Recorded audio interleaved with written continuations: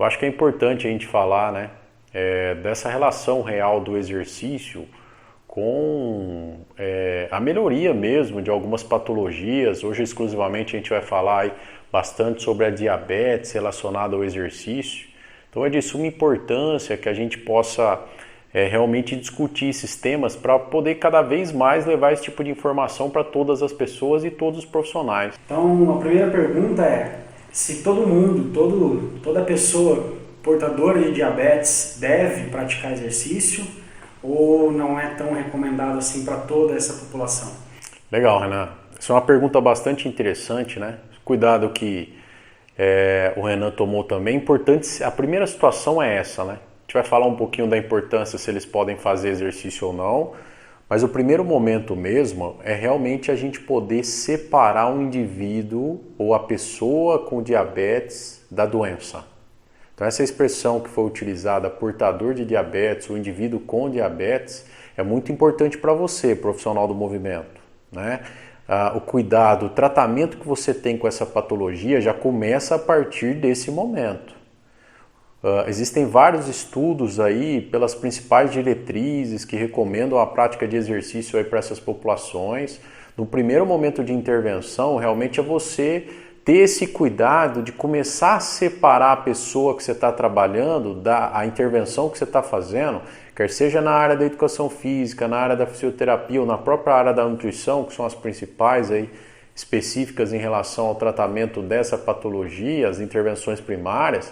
É muito importante você começar por aí, separando a patologia do indivíduo que você está realizando a intervenção. E aí realmente, né, pensando no tratamento primário dessas doenças, o exercício físico entra como um dos pilares, um dos elementos muito importantes para o controle metabólico dessa doença, assim como a mudança de hábito alimentar e assim como algumas situações específicas aí que a gente tem que tomar cuidado a partir dos agravos dessa doença, que o pessoal da fisioterapia entra muito forte nessa situação também. Mas, de certa forma, quando bem orientado, respondendo diretamente a sua pergunta, quanto bem orientada essa intervenção da prática sistemática de exercício físico, qualquer indivíduo que possua a patologia diabetes, quer seja a diabetes mellitus do tipo 1 ou a diabetes mellitus do tipo 2, eles podem realizar exercício. É lógico que a gente vai comentar com vocês algumas situações e quais os principais cuidados aí para a gente poder prescrever treinamento aí para essa população e qual conteúdo a ser melhor desenvolvido, né? O que realizar nas sessões de exercício, qual é a ordenação dessa situação na prática também.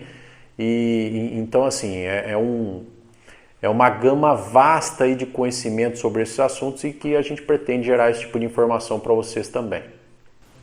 Inicialmente, quando eu recebo um cliente, né, portador de diabetes, por exemplo, e naturalmente, ou pelo menos na grande maioria das vezes, você que trabalha no campo prático também, atendendo esse tipo de população, elas vêm de um quadro de sedentarismo. Sim. Né? Normalmente elas vêm de um quadro de sedentarismo, de inatividade física. Uhum. Pensando nisso, o que é que eu tenho que primeiro tomar um pouco de cuidado? Legal. Quais são os primeiros cuidados que eu tenho que ter, né? Desde esse tratamento que você já citou, verbal, né? Tratamento pessoal, como lidar com essa pessoa, mas também na hora de prescrever. Que tipo de parâmetro eu tenho que avaliar previamente, ou que tipo de parâmetro eu deveria monitorar durante as sessões de treino, mas assim, que seja algo palpável, né? Algo que a gente consiga utilizar na prática. Eu fico feliz, Renan, de receber uma pergunta como essa por rede social, né? Como você comentou, porque na verdade aí está o ponto, né? Diria assim que esse momento inicial do que fazer frente a essa condição é o que vai fazer a diferença na prática. E aí, como você falou, né, a gente tem bastante experiência na prescrição do treinamento para essa população aqui no Sistema Único de Saúde, né? E eu vou colocar alguns exemplos práticos e os cuidados principais também que as diretrizes colocam aí para esse tipo de população. Então, no primeiro momento, é realmente assim, nas 6 a 8 primeiras semanas, né, nas 18 a 18ª, a 30ª sessão de treinamento, você tem que ter um cuidado muito grande em prescrever carga de treinamento e exercício para essa população. Então, na medida do possível que você conseguir ter acesso, por exemplo, alguns exames específicos, né, de rotina para essa patologia que eles rotineiramente fazem, você como profissional da área do movimento humano, você pode ter acesso a essas informações. Né? De praxe, eles realizarem alguns exames, algumas situações específicas, para você poder entender um pouco melhor o cenário dessa doença ali, para você poder começar a prescrever essas sessões de treinamento. Então, ter acesso, né, a duas variáveis aí que são básicas para essa patologia, por exemplo, o nível de glicemia, né, analisar isso com calma, e o comportamento disso, sobretudo nas 2 primeiras semanas, para você começar a entender realmente de onde você está partindo, que condição de glicemia que você está partindo antes de entrar com esse programa de exercício, a partir de que valor esse indivíduo está apresentando para você. Então, vou te dar um exemplo.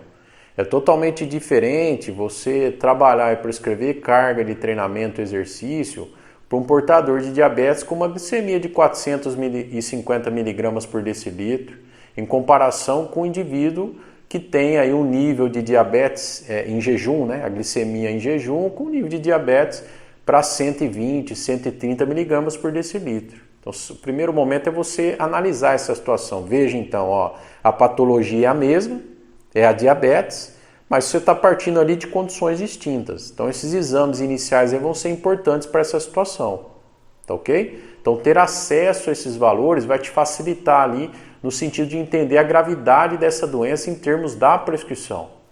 Uma outra condição que é bastante analisada, e essa é um padrão ouro para análise dessa patologia, é a hemoglobina glicada, né?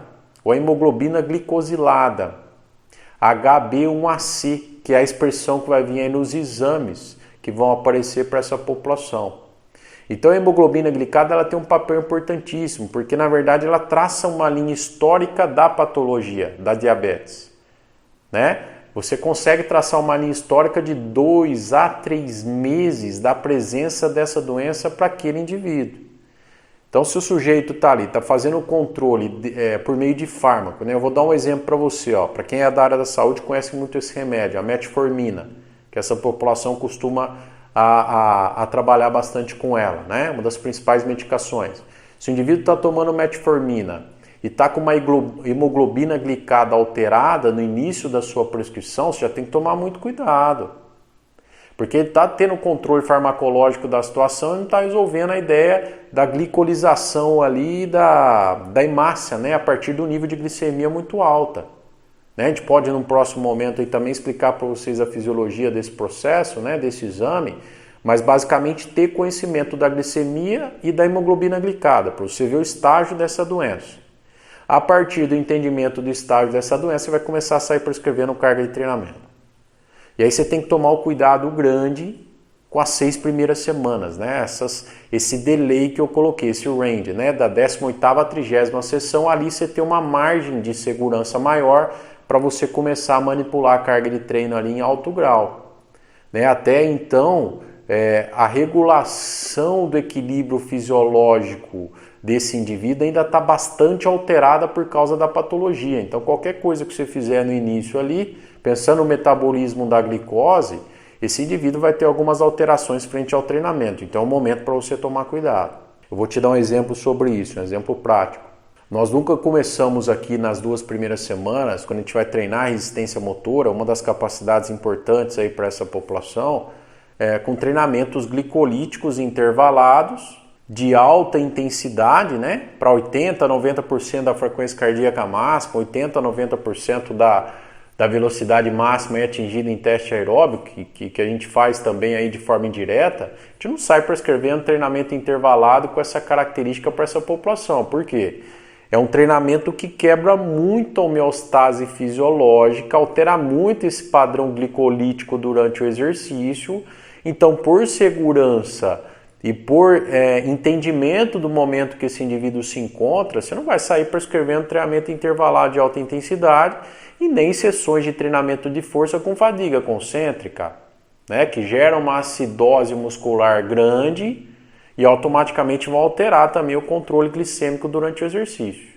E aí são 3 pontos para complementar a resposta desse momento inicial, que é o seguinte: você tem que observar o período anterior à sessão, que é quando ele chega para treinar com você, o comportamento dessa fisiologia corporal durante a sessão, a gente pode falar de diversas formas para você fazer esse controle, e sobretudo pós-sessão também, como ele está indo ali para o seu ambiente de trabalho ou para a sua casa, no caso, né? Então, assim, resumidamente, pessoal, depende muito do estágio da patologia em que esse sujeito se encontra. Você tem um portador de diabetes mellitus tipo 2, que já está há 15 anos com essa doença, com alteração desses valores basais, e um indivíduo que está com a doença agora. Então é totalmente diferente você prescrever treinamento para um sujeito e para o outro. Ok? Recado inicial é essa situação.